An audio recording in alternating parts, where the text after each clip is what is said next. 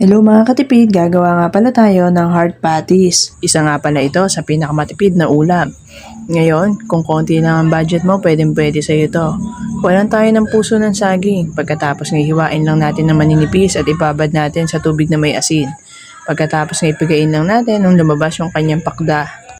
Ngayon, mag-isa naman tayo ng bawang, sibuyas. At syempre, kung mapapansin nyo, hindi na natin nilagyan ng giniling na karne yan. Syempre, nagtitipid nga tayo eh.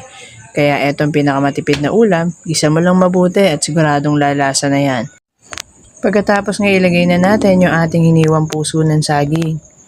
Igisa natin mabuti para talagang siguradong malambot. Kung gusto mo naman ng mabilisan lang, pwede mo na rin namang hindi igisa. Pero mas masarap kasi pag ginisa natin yung puso ng saging. Talagang mas luto at talagang malambot yung pinakang puso ng saging. Pagkatapos nga natin igisa, lagyan lang natin ng harina, 2 itlog nga pala yung inilagay ko dito. Pagkatapos lagyan lang natin ng mga pampalasa, asin, paminta, magic sarap, nasa sayo na kung gusto mong gumamit ng mga iba pang pampalasa.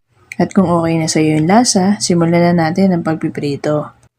Pabilog nga pala yung ating shape dito para mapagkamalan talaga siyang burger patty. Kaya naman luto na yung ating patty, kain na tayo!